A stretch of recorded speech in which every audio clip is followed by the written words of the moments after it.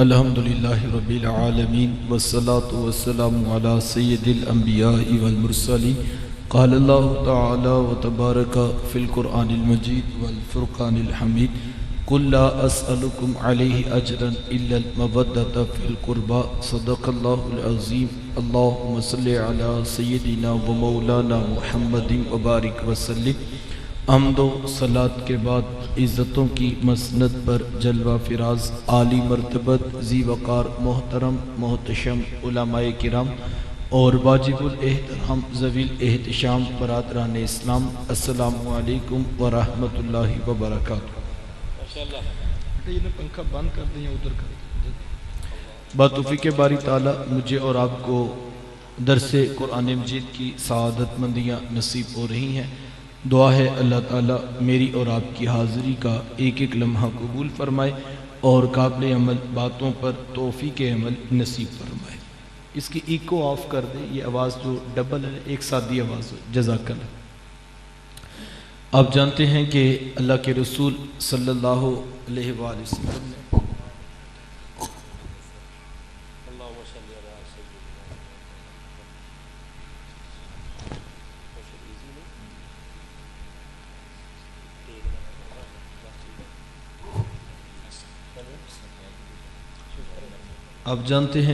اللہ کے رسول صلی اللہ علیہ وآلہ وسلم نے جس وقت دین اسلام کی تبلیغ کا آغاز کیا تو پورا عالم کفر حضور اور اصحاب حضور کے خلاف جمع ہو گیا۔ طرح طرح کے دکھ، تکلیفیں، مصیبتیں، پریشانیاں اور ناموافق حالات کے جکڑ تھے جو حضور اور اصحاب حضور کو دیکھنا پڑے۔ ان راہوں میں کانٹے بھی بچھائے گئے، گڑھے بھی کھودے گئے، گندی اوجریاں جس میں اتھر پہ ڈالی گئی۔ ایک بدبخت گلے میں کپڑا ڈال کر تاؤ بھی دیتا ہے۔ شاب ابی طالب کی گھاٹی کے دکھ کون بھول سکتا ہے؟ 3 سال تک میرے حضور علیہ السلام کا معاشی اور سماجی بائیکاٹ کر دیا گیا۔ نہ غلہ پہنچنے دیا جاتا ہے اور نہ پانی پہنچنے دیا جاتا ہے، اور حالت یہ تھی کہ لوگ سوکھے پتے کھا کھا کر گزر اوقات کرنے پر مجبور ہو چکے تھے۔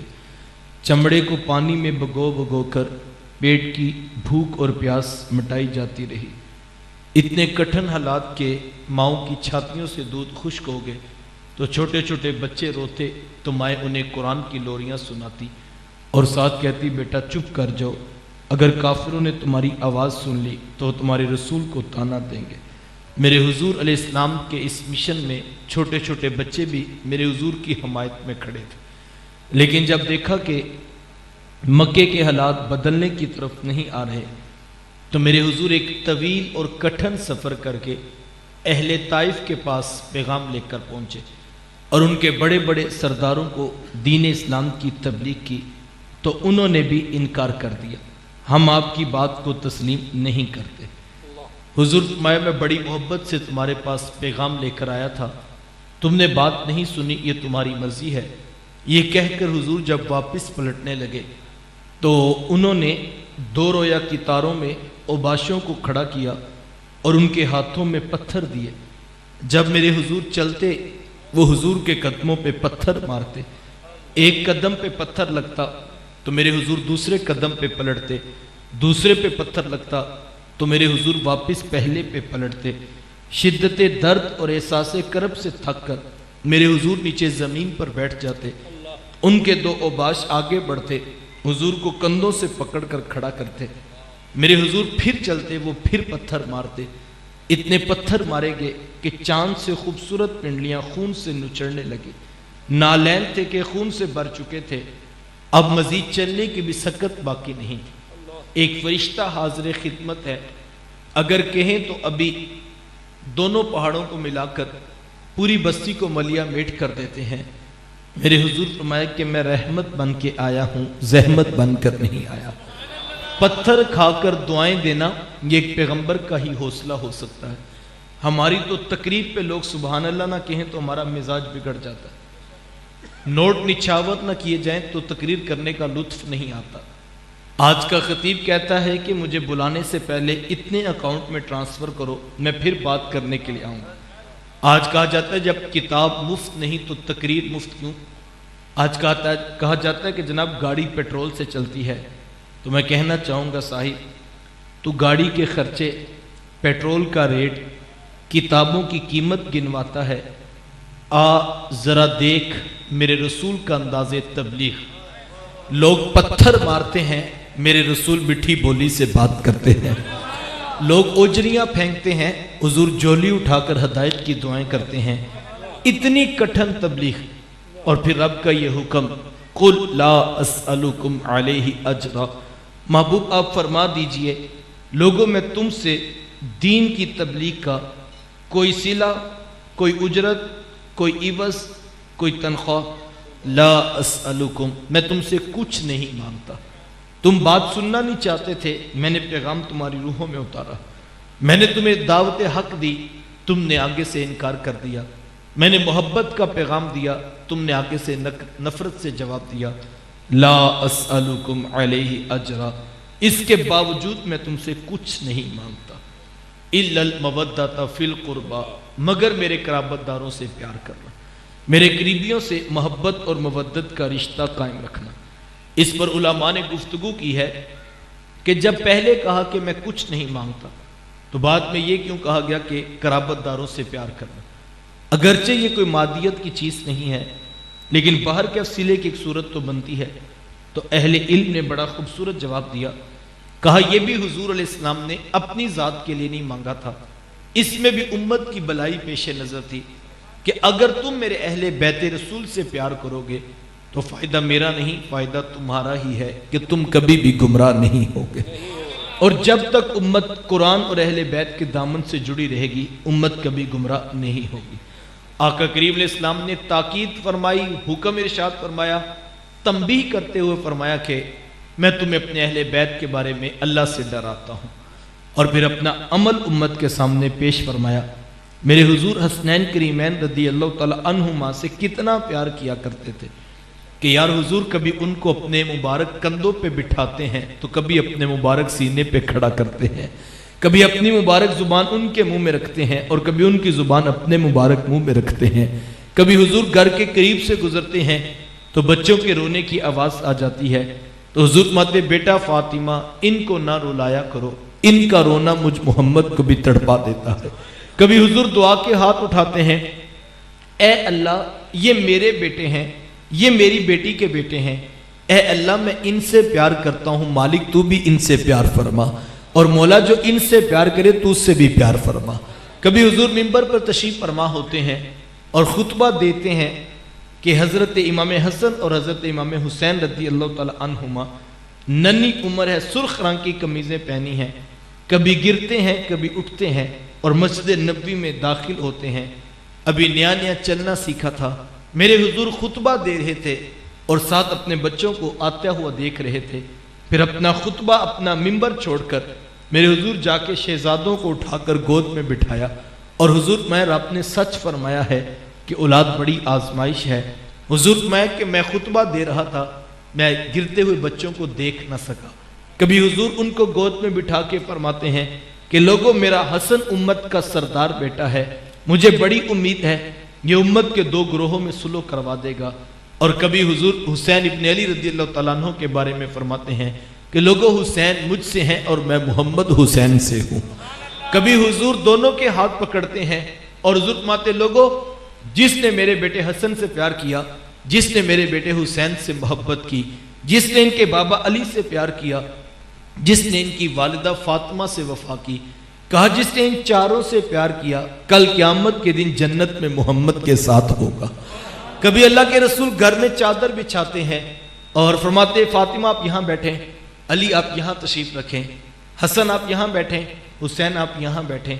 چاروں شخصیات کو بٹھا کر چاروں کونوں کو چادر سے پکڑ کر حضور گرہ لگاتے ہیں اور دعا کے ہاتھ اٹھاتے ہیں، اے اللہ میں ان چاروں سے پیار کرتا ہوں، مولا تو بھی ان سے پیار فرمانا، اور مالک جو ان سے پیار کرے تو اس سے بھی پیار۔ بیٹا میری بس بات سن لے، سب کچھ آپ کا ہی، اللہ آپ کو سلامت رکھے۔ تو حضور علیہ السلام محبت کرتے ہیں، وفا کرتے ہیں، اور وفا کرنے کا درس دیتے ہوئے ارشاد فرماتے ہیں۔ اللہ کے رسول صلی اللہ علیہ وآلہ وسلم حضرت ابو ہریرہ رضی اللہ تعالیٰ عنہ فرماتے ہیں کہ حضور علیہ السلام نے میرا ہاتھ پکڑا اور مجھے لے کر ساتھ چل پڑے۔ فرماتے صبح کو وقت تھا اور حضور چلتے چلتے حضرت فاطمہ الزہرا رضی اللہ تعالیٰ عنہ کے گھر چلے گئے. فرماتے حضور علیہ السلام نے کھڑے ہو کر آواز دے کر کہا میرے بیٹے کہاں ہیں؟ اتنے میں امام حسن دوڑتے ہوئے آئے اور حضور نے بازو کھول دیے اور پکڑ کر اپنے بیٹے کو سینے سے لگا لیا. کبھی حضرت عمر رضی اللہ تعالیٰ عنہ فرماتے میں نے اپنی آنکھوں سے دیکھا کہ شہزادے حضور کے کندھوں پہ بیٹھے ہیں اور میری زبان سے بے ساختہ نکلا واہ واہ کیسی خوبصورت سواری میسر آ رہی ہے. تو حضور میں عمر سواری دیکھ رہے ہو ذرا شاہ سوار بھی تو دیکھو کتنے پیارے ہیں, میرے بیٹے بھی تو دیکھو نا کتنے پیارے ہیں. کبھی صحابہ حضور کے پیچھے نماز پڑھتے ہیں کہ ایک صحابی فرماتے حضور علیہ السلام کا سجدہ طویل ہو گیا. فرماتے میرے دل میں کئی طرح کے خیال آنے لگے کہ آخر وجہ کیا ہے, محبوب علیہ السلام سر انور اٹھا کیوں نہیں رہے. فرماتے میں نے چاہا کہ دیکھوں تو صحیح ہوا کیا ہے. فرماتے دوران نماز میں نے سر سجدے سے اٹھا کر دیکھا تو منظر بڑا خوبصورت تھا. منظر کیا تھا کہ اللہ کے رسول کا سر انور سجدے میں تھا اور حضور کی مبارک پشت پہ امام حسین بیٹھے ہوئے تھے اور حضور سر سجدے سے نہیں اٹھاتے کہیں میرا بیٹا میری پشت سے گر نہ جائے. میرے شیخ طریقت فرماتے ہیں کہ حضور نے سجدہ طویل کر دیا تھا کہیں بیٹا پشت سے گر نہ جائے. کہا پھر اس سجدے کی لاج رکھتے ہوئے میرے امام نے کربلا میں 71 لاشیں اٹھا کے قیام طویل کر دیا کہ کہیں نانا کے دین کا جھنڈا گر نہ جائے. کہا انہوں نے سجدہ طویل کیا تھا کہ کہیں بیٹا گر نہ جائے. آج بیٹے نے سینہ تان کے یزیدیت کے سامنے اپنا قیام طویل کر دیا تھا کہیں نانا کے دین کا جھنڈا گر نہ جائے. اللہ اکبر. یہ محبتوں کی داستان آگے بڑھتی ہے تو حضرت حذیفہ بن یمان رضی اللہ تعالیٰ عنہ اپنی کہانی سناتے ہیں. فرماتے ایک دن میں اپنی ماں سے عرض کی ماں اگر مجھے آپ اجازت دیں تو میں مغرب کی نماز حضور علیہ السلام کے پیچھے نہ پڑھ کر آؤں اور میں وعدہ کرتا ہوں کہ امی میں آپ کے لیے اور اپنے لیے بخشش کی دعا بھی کرواؤں گا. تو ماں نے کہا بیٹا پھر دیر کیوں کرتے ہو, جلدی حضور کی چوکھٹ پہ پہنچ جاؤ.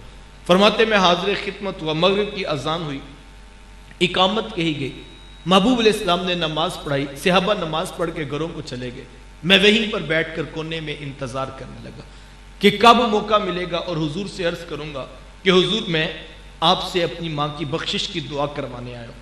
لیکن فرماتے آقا کریم علیہ السلام اپنے معمولات میں مصروف تھے اور مجھے موقع نہ مل سکا اور وقت اتنی تیزی سے سمٹا کہ عشاء کی اذان کا بھی وقت ہو گیا. اذان ہوئی, اقامت کہی گئی, محبوب علیہ السلام نے نماز پڑھائی. فرماتے نماز مکمل کر کے صحابہ گھروں کو چلے گئے اور میں وہیں پر بیٹھ کر انتظار کرنے لگا. دل میں رہ رہ کر خیال آتا ہوگا کہ ایک نماز کی چھٹی لے کر آیا تھا, اب نمازیں بھی 2 ہو گئی, بغیر دعا کے چلا گیا تو ماں ناراض ہوں گی. ماں نے تو چھٹی اسی شرط پہ دی تھی کہ میرے لیے بخشش کی دعا کروانا.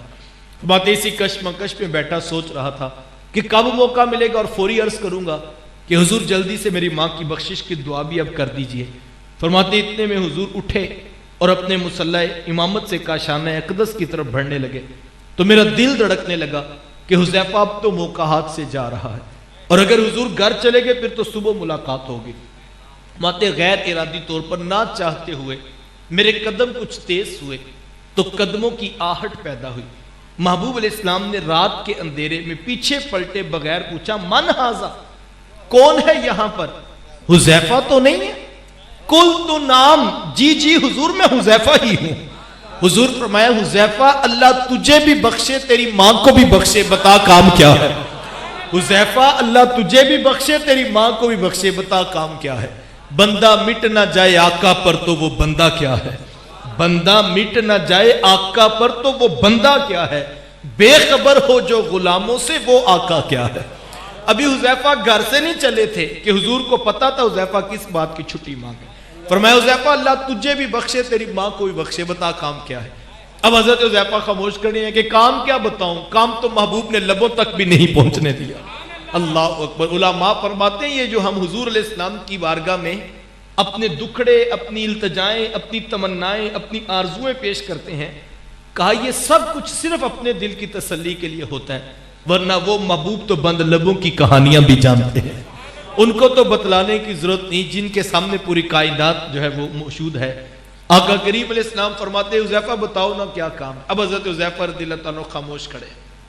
آقا کریم علیہ السلام نے وقفہ سکوت توڑا اور حضور میں حذیفہ سنو, ان ھذا ملک لم ينزل الارض قط, ابھی ابھی ایک فرشتہ میرے پاس آیا تھا جو آج سے پہلے کبھی زمین پر نہیں آیا.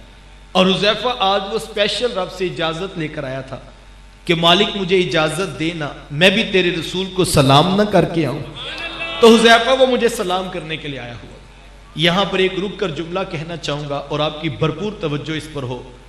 یار اگر آسمان پہ رہنے والے فرشتے ہو کر ڈائریکٹ بھی نہیں اجازت لے کر رب سے محبوب کی چوکھٹ پر مدینے سلام کرنے آئے تو پھر کمال ہے مدینے والے کا یا کہ نہیں. آسمان پہ رہنے والے فرشتے ہو کر اور رب سے اجازت لے کر مدینے میں سلامی پیش کریں تو پھر کمال ہے مدینے والے کا یا کہ نہیں. اللہ اکبر. اور زمین پر بسنے والے انسان ہو کے پڑھنا بھول جائیں تو پھر ان کی مرضی ہے نا. میرے استاذ المکرم فرمایا کرتے ہیں یار سلام پڑھنے سے نہ روکا کرو. کہا یہ تو وہ وظیفہ ہے جو رب نے حجر و شجر کو بھی عطا کیا ہو. حضرت علی المرتضیٰ رضی اللہ تعالیٰ عنہ فرماتے ہیں میں آج تک اس پتھر کو بھی جانتا ہوں کہ میرے حضور جب بھی اس کے قریب سے گزرتے وہ حضور کو سلام پیش کیا کرتا تھا. کیا خیال ہے یار پتھر پتھر ہو کے محبوب کو سلام کریں اور امتی امتی ہو کے پڑھنا بھول جائے. صحابی کا نام ہے حضرت یعلا بن مرہ رضی اللہ تعالیٰ عنہ. وہ فرماتے ہیں میں محبوب علیہ السلام کے ساتھ کسی سفر میں تھا کہ آقا کریم علیہ السلام نے ایک جگہ پر قیام کیا اور میں پہرہ داری پہ مامور تھا اور حضور محو استراحت ہو گئے. فرماتے آقا کریم علیہ السلام سو گئے اور میں پہرہ داری پہ کھڑا تھا کہ اچانک میری آنکھوں نے ایک عجیب منظر دیکھا. منظر کیا تھا کہ دور ایک درخت ہے اور اس نے دائیں اور بائیں یوں حرکت کی, اپنی جڑوں کو اکھاڑا اور تنے کے بل بوتے چلتا ہوا آ کے محبوب کے قدموں میں کھڑا ہو گیا. فرماتے میری آنکھیں حیرت سے پھٹی کی پھٹی رہ گئی کہ بھلا درخت بھی کبھی چلتے ہیں, لیکن منظر بڑا عجیب تھا, میں اپنی آنکھوں سے دیکھ رہا تھا. وہ تھوڑی دیر حضور کے قدموں میں کھڑا رہا اور پھر وہیں پہ جا کے دوبارہ نصب ہو گیا. جب محبوب علیہ السلام بیدار ہوئے تو مجھ سے رہا نہ گیا, تو میں نے پوچھ ہی لیا کہ حضور آج بڑا عجیب واقعہ ہوا. حضور میں آج کیا ہوا؟ عرض کی حضور وہ جو سامنے درخت نہیں. حضور میں ہاں وہ موجود ہے. عرض کی حضور وہ تھوڑی دیر پہلے یہاں آپ کے پاس آیا ہوا تھا. تو حضور وہ یہاں کیوں آیا ہوا تھا؟ میرے حضور یہ نہیں فرماتے کہ ہم تو سو رہے تھے, جاگ تو آپ رہے تھے, آپ بتائیں نا وہ یہاں کیوں آیا ہوا تھا. دیکھیں میں سو رہا ہوں تو میرے پاس حافظ صاحب بیٹھے ہوں, گلاس ٹوٹ جائے اور میں اٹھوں اور وہ مجھ سے پوچھیں کہ بتائیں یہ کس نے توڑا ہے, تو میں کیا کہوں گا؟ بھئی میں تو سو رہا تھا, آپ جاگ رہے تھے, آپ بتائیں آپ سے ٹوٹا ہے کسی اور نے توڑا ہے, ہوا کے جھونکے سے گرا ہے, یہ تو آپ کو بتانا چاہیے, آپ پہرہ داری پہ کھڑے. سوال بنتا نہیں ہے. اور حضور علیہ السلام نے بھی یہ نہیں فرمایا کہ مجھے نہیں پتا, آپ میں تو سو رہا تھا آپ بتا دے. حضور نے یہ نہیں فرمایا. اور صحابی حضور سے کیوں پوچھتے ہیں جبکہ اللہ کے رسول تو واقعی سو رہے تھے؟ سوال بنتا نہیں ہے جبکہ حضور تو آرام فرما رہے تھے. تو اہل علم نے بڑا خوبصورت جواب دیا. کہا صحابی نے اس لیے پوچھا تھا اس لیے کہ صحابہ جانتے تھے ہم نے جن کا کلمہ پڑھا ہے ان کی آنکھیں سوتی ہیں, دل تو جاگتا ہی رہتا ہے. تو حضور کو پتا ہوگا کہ وہ یہاں کیوں آیا ہوا تھا. تو عرض کی حضور وہ یہاں درخت کیوں آیا ہوا تھا؟ تو حضور فرمایا کہ یعلا بن مرہ آج ہم اس کے قریب آئے تھے اور اس نے مالک سے اجازت مانگی کہ مولا اجازت دینا, محبوب نیڑے آیا, میں بھی سلام نہ کر کے آؤں. تو وہ آج ہمیں سلام کرنے کے لیے آیا ہوا تھا. اللہ اکبر. میرے شیخ فرمایا کرتے ہیں یار سلام پڑھنے سے نہ روکا کرو. یہ کوئی صبح پڑھتا تو پڑھنے دو, کوئی دوپہر پڑھتا تو پڑھنے دو, کوئی رات پڑھتا تو پڑھنے دو. یہ وظیفہ تو رب نے حجر و شجر کو بھی دیا ہوا ہے. اللہ اکبر. اور ویسے بھی محبت کی بات ہے, آپ گلی سے گزر رہے ہوں, کوئی چھوٹا بچہ آپ کو سلام کرے, ایک دن, دو دن, تیسرے دن, تو چوتھے دن آپ بھی موٹر سائیکل سے بریک لگا کر پوچھ لیتے ہیں کہ بیٹا روزانہ باقاعدگی سے مجھے سلام کرتے ہو, بتاؤ تو صحیح کس کے پتر ہو. یہ سادہ سی بات ہے یار, اپنی اولادوں کو یہ وظیفہ اتنا پڑھا دو, صبح بھی حضور کو سلام, دوپہر بھی محبوب کو سلام, رات بھی حضور کو سلام. تو یار کبھی تو حضور بھی پوچھیں گے نہیں کس کا پتر ہے روزانہ مجھے سلام کرتا ہے. تو اگر حضور کے لبوں پہ امتی کا نام آ گیا, ماں باپ کا تذکرہ اس محفل میں ہو گیا, تو پھر مجھے بتاؤ بھلا محبت کا تعلق گوڑا ہوگا کہ نہیں ہوگا؟ اپنی نسلوں کو, یہ آگے ربیع الاول شریف آ رہا ہے, اپنے گھروں میں محفل کا اہتمام کرو, درود بھی پڑھو, سلام بھی پڑھو, اور دونوں کا الگ الگ رتبہ, الگ الگ درجہ ہے. بڑا سادہ سا شعر ہے, بڑا خوبصورت لگتا ہے کہ درود پڑھنے سے ثواب ملتا ہے, درود پڑھنے سے ثواب ملتا ہے, سلام پڑھنے سے جواب ملتا ہے. اللہ اکبر، محبت پیدا ہوتی ہے. تو حضور میں حذیفہ مجھے سلام کرنے آیا تھا، اور حذیفہ اس فرشتے نے مجھے آ کر بتایا کہ میری بیٹی فاطمہ جنتی عورتوں کی سردار ہیں اور میرے بیٹے حسنین کریمین جنتی جوانوں کے بھی سردار ہیں. سیدہ شباب اہل الجنہ، یہی دو نوجوان ہیں جو جنتی جوانوں کے بھی سردار ہیں.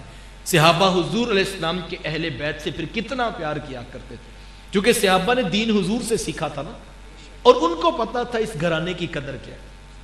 پھر انہوں نے ساری زندگی لوگوں کے سامنے محبت کا درس رکھا. ام المومنین حضرت عائشہ صدیقہ رضی اللہ تعالی عنہ ایک دن اپنے والد جناب حضرت ابو بکر صدیق رضی اللہ تعالی عنہ سے پوچھتی ہیں کہ ابا جی ایک بات تو بتائیں. کہا بیٹا پوچھو کیا ہے. کہا میں نے غور کیا جب کبھی مجلس لگی ہوتی ہے دیگر صحابہ بھی بیٹھے ہوتے ہیں، لیکن آپ ٹک ٹکی لگا کے توجہ اور انہماک سے حضرت علی رضی اللہ تعالی عنہ کے چہرے کی طرف کیوں دیکھتے ہیں؟ تو حضرت ابو بکر صدیق رضی اللہ تعالیٰ عنہ فرمانے لگے کہ بیٹا آپ نے ٹھیک دیکھا ہے. تو کہا پھر اس کی حکمت اور وجہ بھی بتائیے. کہا بیٹا میں اس شخص کا چہرہ کیوں نہ دیکھوں جس کے بارے میں نے خود اپنے رسول سے سنا ہے کہ النظر الی وجہ علی عبادہ، کہ علی کے چہرے کو دیکھنا بھی عبادت ہے. علی کے چہرے کو دیکھنا بھی عبادت. یہ حدیث آپ نے علماء سے پہلے بھی سنی ہوگی، میں نے بھی آپ کو بیان کی ہے، اور واقعی اللہ کے رسول صلی اللہ علیہ وسلم کا فرمان عالی شان. لیکن میں یہ کہتا ہوں یار، حدیث تو بیان کی جاتی ہے، لیکن یہ کیوں نہیں بتایا جاتا کہ اس حدیث پہ سب سے زیادہ عمل کس نے کیا ہے؟ وہ جناب ابو بکر صدیق رضی اللہ تعالیٰ عنہ. اور یہ تو کہنے کی ضرورت نہیں، پوچھنے کی، بتانے کی ضرورت نہیں کہ کوئی دشمنوں کے چہروں کو پیار سے نہیں دیکھتا، کوئی اپنوں کے چہروں کو ہی پیار سے دیکھتا ہے، کوئی یاروں کے چہروں کو ہی پیار سے دیکھتا ہے. حضرت ابو بکر صدیق رضی اللہ تعالیٰ عنہ کتنی محبت کیا کرتے تھے. ایک دن عصر کی نماز پڑھا کر مسجد سے نکلے تو حضرت علی رضی اللہ تعالیٰ عنہ بھی ساتھ. گلی میں حضرت امام حسن رضی اللہ تعالیٰ عنہ کھیل رہے تھے. انہوں نے آگے بڑھ کر شہزادے کو اٹھا کر اپنے کندھوں پہ بٹھا لیا. کیوں بٹھایا ہوگا بھائی؟ چھوٹے بچے تھے، نواسہ رسول تھے، پیارے لگے، اٹھا کے کندھوں پہ بٹھایا. بات مزے کی ہے، حضرت علی رضی اللہ تعالیٰ عنہ کے بیٹے تھے، دوستوں کے بیٹے بھتیجے لگتے ہیں، بات سمجھ میں آتی، کندھے پہ بٹھایا ہوگا. لیکن میرا جی چاہتا ہے میں یہ جملہ بھی کہوں، حضرت ابو بکر صدیق رضی اللہ تعالیٰ عنہ نے اس لیے بھی کندھوں پر شہزادے کو بٹھایا ہوگا کہ جناب ابو بکر جانتے تھے کہ ابو بکر یہ تو آپ کے کندھے ہیں، یہ شہزادے تو نبیوں کے امام کے کندھوں پہ بھی کھیلتے رہے ہیں. چلو آج ذرا سرے راہ مل گئے ہیں تو محبوب کی یہ والی سنت بھی ادا کر لیتے ہیں. چونکہ صحابہ تو دین حضور کی اداؤں کا نام سمجھتے تھے نا، انہوں نے پکڑ کر شہزادے کو اپنے کندھے پر بٹھا لیا اور مسکرا کے حضرت علی رضی اللہ تعالیٰ عنہ کی طرف دیکھا اور کہا علی ایک بات نہ بتاؤں؟ کہا بتائیے. کہا یہ حسن بیٹا تو آپ کا ہے لیکن آپ پر تو نہیں لگتا، یہ تو مجھے میرے رسول کی شبیہ لگتی ہے، یہ تو مجھے میرے حضور کی تصویر لگتی ہے. تو حضرت علی رضی اللہ تعالیٰ عنہ مسکرا پڑے. کہا ابو بکر میں نے کب کہا یہ مجھ پر ہے، یہ واقعی اپنے نانا کی ہی شبیہ ہے. اللہ اکبر. اور حضرت ابو بکر صدیق رضی اللہ تعالیٰ عنہ مجلس رسول لگی ہے، دیگر صحابہ بھی بیٹھے ہیں، دائیں جانب حضرت ابو بکر اور بائیں جانب حضرت عمر رضی اللہ تعالیٰ عنہما تشریف فرما. اتنے میں مولا کائنات حضرت علی رضی اللہ تعالیٰ عنہ محفل میں شامل ہوئے. ان کی نظر پڑی تو انہوں نے جگہ نہیں تھی بیٹھنے کی، تو حضرت ابو بکر صدیق رضی اللہ تعالیٰ عنہ ذرا تھوڑا پیچھے ہٹے اور کہا میرے بھائی علی آپ وہاں کیوں کھڑے ہیں، یہاں ہمارے پاس تشریف لائیے. خود جگہ پیش کی. میرے حضور یہ عمل دیکھ رہے تھے. آقا کریم علیہ السلام کو اتنی خوشی ہوئی، اتنی خوشی ہوئی تو حضور نے قیامت تک والوں کے لیے پیغام محبت ارشاد فرمایا. حضور میں لوگوں فضل والے ہی فضل والوں کی قدر جانتے ہیں، فضل والے ہی فضل والوں کی قدر جان. صحابہ کتنی محبت کیا کرتے تھے. حضرت عمر فاروق رضی اللہ تعالیٰ عنہ آپ جب وظائف بانٹ رہے، اپنے بیٹے کو وظیفہ دیا تو شہزادوں کو اپنے بیٹے کی نسبت 2 گنا وظیفہ زیادہ دیا. تو بچے ہوتے ہیں، تو بیٹے نے سوال کر دیا، کہا جی میں ان سے عمر میں بھی بڑا ہوں اور میں نے جہاد بھی کیا ہے، مجھے ان کے جتنا یا ان کو میرے جتنا حصہ دیا جاتا تو یہ ایک الگ بات تھی، میرے سے بھی 2 گنا وظیفہ زیادہ کیوں دیا جا رہا ہے؟ تو حضرت عمر رضی اللہ تعالیٰ عنہ جلال میں آگے کہا بیٹا عمر تمہیں بھی 2 گنا وظیفہ دے گا، لیکن عمر کی ایک شرط ہے کہا جی وہ شرط کیا ہے؟ کہا بیٹا پہلے ان کے نانا کے جیسے نانا لا کر دکھاؤ، کہا ان کے بابا کے جیسے بابا لا کر دکھاؤ، اور ان کی والدہ جی جیسی والدہ لا کر دکھاؤ۔ کہا یہ رشتے تم لے کر آ جاؤ، عمر تمہیں بھی 2 گنا وظیفہ عطا کرے گا۔ عمر یہ نہیں دیکھتے کہ عمر کو پیارا کون لگتا ہے، عمر تو یہ دیکھ رہے ہیں عمر کے رسول کو زیادہ پیارا کون لگتا ہے۔ اور یہی حضرت عمر رضی اللہ تعالیٰ عنہ ہے، دروازے پہ دستک ہوئی تو پوچھا کون؟ کہا کہ ابن عمر، حضرت عمر رضی اللہ تعالیٰ عنہ کا بیٹا۔ فرمایا کہ میں اپنے بابا سے ملاقات کے لیے آیا ہوں۔ پوچھا کہ آپ کے بیٹے ہیں ملاقات چاہتے ہیں، آپ شاید کسی اہم مصروفیت میں تھے تو آپ نے کہا کہ ابھی وقت نہیں ہے، پھر کسی وقت آ جائیں۔ دربان نے کہا کہ آپ کو اجازت نہیں ملی۔ حضرت عمر رضی اللہ تعالیٰ عنہ کے بیٹے ابن عمر آپ واپس پلٹ رہے تھے کہ اتنے میں حضرت امام حسن رضی اللہ تعالیٰ عنہ آ گئے۔ ملاقات ہوئی، حال احوال پوچھا، کہا کدھر آنا ہوا؟ کہا میں اپنے بابا سے ملاقات کے لیے آیا تھا لیکن شاید کہ کوئی اہم مصروفیت ہے، ملاقات نہیں ہو سکی۔ انہوں نے کھڑے کھڑے فیصلہ کیا کہ جب اپنے بیٹے کو اجازت نہیں ملی تو کوئی اہم مصروفیات ہوں گی، لہذا مجھے اجازت طلب نہیں کرنی چاہیے۔ یہ یوں ہی اٹھ کے واپس چلے گی۔ کسی طریقے سے یہ خبر حضرت عمر رضی اللہ تعالیٰ عنہ تک پہنچ گئی کہ شہزادے آئے تھے اور بغیر اجازت طلب کیے واپس پلٹ گئے۔ حضرت عمر رضی اللہ تعالیٰ عنہ اٹھے اپنی مسند سے اور شہزادوں کے پاس چلے گئے اور کہا کہ جی مجھے پتہ لگا تھا کہ آپ تشریف لائے ہیں اور بغیر اجازت طلب کیے آپ واپس پلٹ گئے ہیں۔ تو حضرت امام حسن رضی اللہ تعالیٰ عنہ فرمانے لگے کہ مجھ سے قبل آپ کے بیٹے نے اجازت طلب کی تھی، آپ نے ان کو اجازت نہیں دی تو پھر میں نے اجازت مانگی نہیں۔ تو حضرت عمر رضی اللہ تعالیٰ عنہ کی آنکھوں میں آنسو آ گئے۔ کہا جی جس کو اجازت نہیں ملی وہ تو عمر کا بیٹا تھا، آپ تو اللہ کے رسول کے بیٹے ہیں۔ عمر کون ہوتا ہے بھلا آپ کو اجازت دینے والا؟ عمر کو جو کچھ ملا ہے آپ کے نانا کے قدموں کا صدقہ ملا ہے۔ اللہ اکبر۔ کون کہتا ہے کہ ہم تم میں لڑائی ہوگی؟ کون کہتا ہے کہ ہم تم میں لڑائی ہوگی؟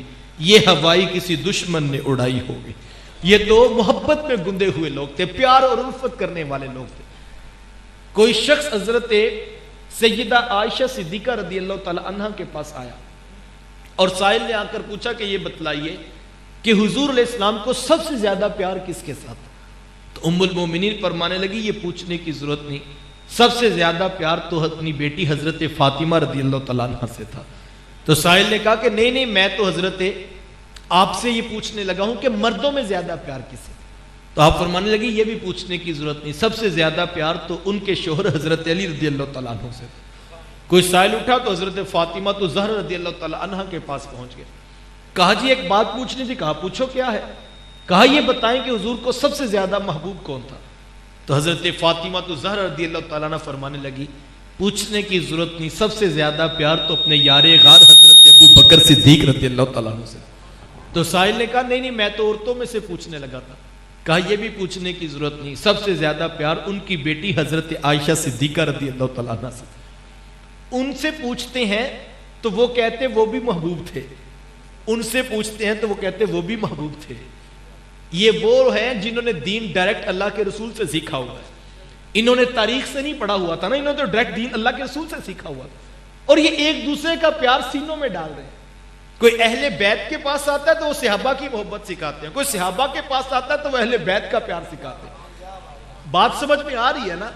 اس کا مطلب ہے حضور نے جو دین اپنے گھر والوں کو، اپنی گھر والی کو، اپنی اولاد کو سکھایا تھا وہ یہ تھا کہ بیٹا اگر تمہارے سے کوئی آ کر سیکھنا چاہے تو صحابہ کا پیار سکھانا، اور اگر تمہارے سے کوئی آ کے پوچھے تم اہل بیت کی محبت سکھانا۔ تو مبارک ہو ان کو جن کے ممبر سے، جن کے اسپیکر سے، جن کی مسجد سے، جن کی مسند سے صحابہ کا پیار بھی مل رہا ہے، اہل بیت کا پیار بھی مل رہا ہے، کیونکہ وہ وہی والا دین ہے جو حضور نے سکھایا تھا۔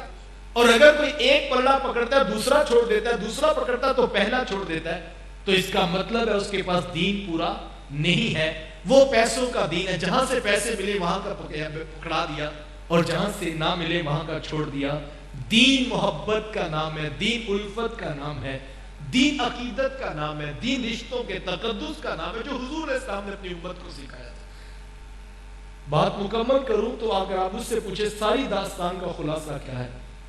بڑے لوگوں کی بات، بیٹا بس جزاک اللہ تشریف، بڑے لوگوں کی باتیں بھی بڑی ہوتی ہیں، قبلہ پیر فیض الحسن شاہ صاحب خطبہ دے کے نکل رہے تو کسی نے آپ کا بازو پکڑ کر کہا جی ایک مسئلہ تو بتا دیں. کہا بیٹا پوچھو کیا ہے؟ کہا یہ بتائیں کہ حضرت سیدہ فاطمہ تو زہرا رضی اللہ تعالی عنہا افضل ہیں یا کہ حضرت عائشہ صدیقہ رضی اللہ تعالی عنہا افضل؟ پوچھنے والے نے تو آپ کو پھنسانا چاہا. اگر ایک طرف کھڑے ہوں گے تو میں دوسری طرف آ جاؤں گا, دوسری طرف آئیں گے تو میں پہلی طرف کھڑا ہو جاؤں. سوال تو بڑا مشکل تھا, لیکن جن کو عقائد کی خیرات گنبد خضرا کے مکی کے قدموں سے ملی ہو, بلاؤں نے کوئی سوال پریشان کرتا, کہا بیٹا یہ بھی کوئی پوچھنے والی بات؟ تو کہا حضرت پھر آپ بتا دیجئے. کہا بیٹا اگر تم دیکھو بیٹی ہونے کی حیثیت سے حضرت سیدہ فاطمہ تو زہرا رضی اللہ تعالیٰ عنہ وہ بیٹی ہیں امام الانبیاء صلی اللہ علیہ وسلم, اور حضرت عائشہ صدیقہ رضی اللہ تعالیٰ عنہ وہ بیٹی ہیں جناب ابو بکر صدیق رضی اللہ تعالیٰ عنہ. تو بیٹا یہ بھلا کیسے ہو سکتا ہے کہ نبیوں کے امام کی بیٹی سے جناب ابو بکر کی بیٹی افضل ہو جائے؟ تو اس نے کہا جی یہ تو نہیں ہو سکتا, یہ تو بات واقعی سمجھ میں آنے والی ہے. کہا بیٹا جس طرح یہ سمجھ میں آتی ہے پھر یہ بھی سمجھ میں آنی چاہیے. اگر تم دیکھو بیوی ہونے کی حیثیت سے حضرت سیدہ عائشہ صدیقہ رضی اللہ تعالی عنہا وہ بیوی ہیں امام الانبیاء صلی اللہ علیہ وسلم کی, اور حضرت فاطمہ زہرا رضی اللہ تعالی عنہا وہ بیوی ہیں جناب علی المرتضیٰ رضی اللہ تعالی. تو بیٹا پھر یہ بھی سمجھ میں آنا چاہیے کہ نبیوں کے امام کی بیوی سے علی المرتضیٰ رضی اللہ تعالی کی بیوی افضل نہیں ہو سکتی. مطلب کیا حضور والا؟ حضور کی نسبت سے دیکھو گے تمہیں ہر کوئی اونچا اور بڑا نظر آئے گا, اور یہی وہ دین ہے جو ہمارے اسلاف نے ہمیں سکھایا ہے. اور یہ تو بات بڑی اونچی ہے یار, اصحاب رسول تو بات بڑی اونچی ہے, اہل بیت رسول تو ذوات بڑی اونچی ہیں. اگر آپ مجھ سے پوچھیں عقیدت کیا ہے, اگر آپ مجھ سے پوچھیں محبت کیا ہے, تو میں تو یہ کہتا ہوں ذرے اس خاک کے تابندہ ستارے ہوں گے, ذرے اس خاک کے تابندہ ستارے ہوں گے جس جگہ آپ نے نالین اتارے ہوں گے. صاحب وہ زمین پر پڑے ہوئے ریت کے مٹی کے ذرے, ان کی کوئی قیمت نہیں, کوئی اوقات نہیں. اگر اس مٹی کو نسبت ہو جائے میرے حضور سے, نہیں حضور والا میرے حضور تو پھر میرے حضور ہے. اگر اس مٹی کو نسبت ہو جائے میرے حضور کے گھر والوں سے, نہیں یار وہ تو میرے حضور کے گھر والے ہیں. اگر اس مٹی کو نسبت ہو جائے میرے حضور کے صحابہ سے, وہ تو میرے حضور کے صحابہ ہیں. اگر اس مٹی کو نسبت ہو جائے میرے حضور کے قدموں سے لگے ہوئے نالین سے, تو پھر وہ مٹی نہیں رہتی صاحب, وہ خاک مدینہ شفا بن جاتی ہے. حضور مدینے میں داخل ہوئے نا تو گھوڑوں کی ٹاپوں سے گرد و غبار اڑا, تو کسی نے اپنے چہرے پہ کپڑا رکھا تو میرے حضور کو اچھا نہیں لگا. حضور فرمایا کہ کپڑا نیچے کر لو, رب نے میرے شہر کے غبار پہ بھی شفا رکھی ہوئی ہے. کیا خیال ہے یار, ان کے تو شہر کی غبار کا مقابلہ نہیں ہو سکتا. تم چلے ہو ان کے گھر والوں کو تولنے, تم چلے ہو ان کے اصحاب کو تولنے. کون کیا تھا تمہیں اور مجھے کس نے حق دیا کہ ہم ان کو تولتے پھریں؟ ہم تو صرف یہی محبت کا دین پڑھا ہے کہ ہم نے قطرہ دیکھا نہ کبھی دریا پہ غور کیا, ہم نے قطرہ دیکھا نہ کبھی دریا پہ غور کیا, بس جہاں تیری جھلک نظر آئی وہیں ڈوب گئے. اصل تو محبت کا دین ہے, اصل تو عقیدت کا دین ہے, اصل تو الفت کے رشتوں کا دین ہے. اور کوئی یہ بھی نہ کہہ دے کہ یہ کیا بات ہوئی, ایک شعر پہ پورا دین بیان ہو گیا. تو میں کہنا چاہوں گا صاحب یہ شعر تو صرف سہارا لیا تھا بات سو کی سمجھ آ جائے. اگر آپ قرآن کا لہجہ دیکھیں تو بات تو اس سے بھی آگے کی ہے. اگر آپ قرآن سے پوچھیں عقیدت کیا ہے, محبت کیا ہے, الفت کیا ہے, تو قرآن نے تو اس سے بھی آگے کی بات کی. اور آپ نے کیا خوب کہا, وَالْعَادِيَاتِ ضَبْحًا فَالْمُورِيَاتِ قَدْحًا فَالْمُغِيرَاتِ صُبْحًا فَأَثَرْنَ بِهِ نَقْعًا فَوَسَطْنَ بِهِ جَمْعًا. کیا عنوان بیان ہو رہا ہے؟ رب اپنے قرآن میں بیان فرماتا ہے کہ محبوب جب تیرے غلام گھوڑوں کی ننگی پشتوں پہ بیٹھ کے جہاد کے لیے نکلتے ہیں تو محبوب مجھے تیرے غلاموں کے گھوڑوں کے قدموں سے لگی ہوئی کھریاں, ان کھریوں کے پتھروں سے ٹکرانے کے بعد جو شرارے پیدا ہوتے ہیں محبوب میں ان کی بھی قسم اٹھاتا ہوں. محبوب کے غلاموں کی قسم نہیں, محبوب کے غلاموں کے گھوڑوں کی قسم نہیں, ان گھوڑوں کی ٹانگوں کی قسم نہیں, ان ٹانگوں کے ساتھ لگی کھریوں کی قسم نہیں. وہ کھریاں جب پتھروں سے ٹکراتی ہیں اور ان سے جو شرارے پیدا ہوتے ہیں محبوب میں رب ہو کے ان شراروں کی بھی قسم اٹھاتا ہوں. حضور والا بات تو اس سے بھی آگے کی ہے. اور محبوب جب وہ ریتلی زمینوں پہ دوڑتے ہیں اور ان کے قدموں سے جو غبار اڑتا ہے محبوب میں رب ہو کے اس غبار کی بھی قسم اٹھاتا ہوں. حضور عقیدت تو کسی اور چیز کا نام ہے، محبت اور الفت تو کسی اور کا عنوان ہے۔ مجھے اور آپ کو اپنی نسل، اس وقت کے جو حالات ہیں، ہر روز آئے دن نہ جانے کون سا فتنہ ہے جو ہمیں سوشل میڈیا پہ دیکھنا پڑ رہا ہے۔ اپنی نسلوں کی حفاظت کرو، اپنی اولادوں کو ادب سکھاؤ، ان کو بتاؤ بیٹا ہر موضوع پہ بحث ہو سکتی ہے، ہر عنوان پہ گفتگو کرنی چاہیے، ہر عنوان کے اوپر جو ہے وہ بحث مباحثہ ہونا چاہیے، لیکن بیٹا عقل کے دلائل، وہ اقبال نے کیا کہا تھا، اچھا ہے ساتھ رہے پاسبان عقل، اچھا ہے ساتھ رہے پاسبان عقل، ارے ناداں کبھی کبھی سے تنہا بھی چھوڑ دے۔ اقبال کہتے ہیں بڑی اچھی بات ہے، عقل کے ساتھ کاروبار کرو، دنیا گزارو، لیکن اگر محبوب کی چوکھٹ پہ پہنچنا ہے پھر تمہیں عقل کی نہیں عشق کی سواری کرنی پڑے گی، اور محبت کا دین لینا پڑے گا، عقیدت و الفتوں کا جہاں آباد کرنا پڑے گا۔ اور جب ہم عقیدت و الفت و ادب کے ساتھ جو ہے وہ باتوں کو سمجھنے کی کوشش کریں گے، دین ہماری روحوں میں اترتا چلا جائے گا۔ آئیں اپنی نسلوں کے ایمان کی حفاظت کیجئے، ادب سکھائیں اور الفت سکھائیں، اور ان کو یاد میں ایک اور بات کہہ کر مکمل کر دوں، اسلام کے بڑے سارے امتیازی کو صاف ہے، اسلام کی بڑی ساری خوبیاں، لیکن ایک خوبی اسلام کی یہ بھی ہے کہ اسلام وہ دین ہے جس نے انسان تو انسان جانوروں سے پیار کرنا سکھایا۔ اس بات پر تو کوئی اختلاف نہیں ہے۔ وہ روایت آپ نے سنی علماء سے کہ ایک عورت جا رہی تھی، فاحشہ تھی، لیکن ایک پیاسے کتے کو پانی پلایا تو اللہ نے اس کی بخشش کر دی۔ اسلام وہ دین ہے جو جانوروں سے پیار سکھاتا ہے، اس پر کوئی اختلاف نہیں پوری انسانیت کا، ساری انسانیت اس بات پر مجمع ہے، اور ہر کسی کا اتفاق ہے کہ اسلام وہ دین ہے جو جانوروں سے پیار سکھاتا ہے۔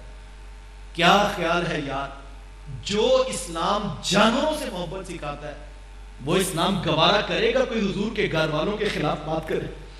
جو انسانوں کے ساتھ ہی جانوروں سے پیار سکھاتا ہے، اور کوئی خطیب منبر پر بیٹھ کے حضور کے گھر والوں یا حضور کے صحابہ کے خلاف نفرت پھیلائے، تو اسلام تو صحیح جانوروں سے پیار سکھاتا ہے، جنہوں نے دین کے لیے قربانیاں دی ہیں ان سے پیار نہیں سکھائے گا اسلام؟ تو یہ اسلام کی بنیاد ہے، یہ اسلام کے پلرز ہیں، یہ اسلام کی بیس ہے جو ہمیں دی گئی ہے، اصحاب رسول اور اہل بیت رسول کی محبت اور حضور کی ہر نسبت کا ادب اور پیار اپنی نسلوں کے سینوں میں ڈالو۔ اللہ تعالیٰ مجھے آپ کو توفیق عطا عمل نصیب فرمائے۔ وآخر دعوانا ان الحمدللہ۔